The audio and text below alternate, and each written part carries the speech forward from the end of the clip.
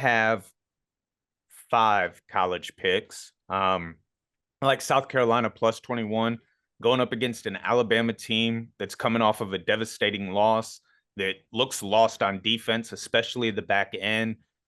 It's having a huge trouble stopping the run. And South Carolina's kind of been in every game they've been in this year. You know, they took LSU down to the wire with a backup quarterback. They upset Kentucky, who almost upset Georgia. So I really think South Carolina's a better team than maybe what the record says. They've lost a lot of close ones, and I think they keep it close with Alabama. I like Mississippi State plus 34 against Georgia. Uh, Georgia just does not look like the same team. A lot of They, points. A yeah, lot of points. that's a lot of points, and they keep giving Georgia these big point spreads like their Georgia of 2 or 3 years ago, and I just haven't seen it from Carson Beck and the offense. A consistent 4 quarters of football. I like Yeah, if Vanderbilt. that's a 42-10 game, you win money. Right. So a Right. lot of points. I like Vanderbilt plus 12. Again, another team that plays a lot of close ones. They have this weird, funky offense that is kind of from yesteryear that nobody really knows how to defend. They could very well go into Kentucky and get the win, but I like to at least like for them to at least keep it close. And Kentucky's not a high-powered offense, so I don't see them just blowing the doors off of anybody. And then I like Boise State minus 20 and a half. That running back Gentry down there. We were talking about it before we got on the air. He's got a 60-plus yard touchdown run in every game this season.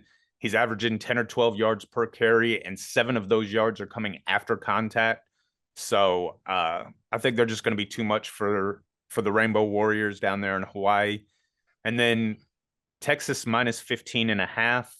Oklahoma just can't score points. And I think that while I usually stay away from these big rivalry games like this, I just think this is one where Texas really gets to put their stamp on it and show everybody why they're the number one team in the country. So moving into the NFL, I'll take the lead here. I've got 5 picks here. I like Arizona plus 5 going up against Green Bay. Uh, Green Bay struggles defensively against the run. James Conner's had a lot of big games here recently. And of course, you've got the dual threat of Kyler Murray. And Arizona's kind of been close in all of their games, and they pulled the big upset coming from behind in the second half last week against San Fran. So I think that going in, their defense is going to be playing a little bit more hyped. And if they can play some complementary football, they may even get the upset. I like New England plus 6.5. My friend Alan here taught me a little rule that like 80 something percent of teams that are plus 6.5 cover the spread. New England's got a rookie quarterback starting. There'll be some new life pumped into that building. So I like New England plus 6.5 plus CJ Stroud as a road favorite by over like 5 points is like 1-4 against the spread or something crazy like that. It's a crazy stat. He doesn't do good with big spreads on the road. I like Tampa Bay minus 3.5. New Orleans is starting Spencer Rattler at quarterback with Derek Carr's injury. So I like Tampa Bay's defense to rattle the rookie quarterback. Washington plus 6.5 going to Baltimore. Again, the 6.5 rule that Allen taught me. But also Baltimore's defense is not very good. They're like 27th in pass yards allowed, and Jaden Daniels has been carving defenses up. They've got a bunch of injuries in their secondary, so I like Terry McLaurin and Dyami Brown and those guys to really go off. And then I like Detroit minus 3.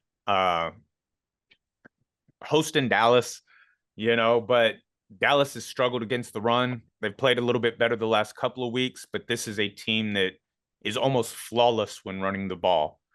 Between Jahmyr Gibbs and David Montgomery, I think them guys have a big day with all the zone schemes and everything that Detroit runs. I think it's a big day for Detroit. Nice, nice. Still, I mean, I agree with all of those except that last one.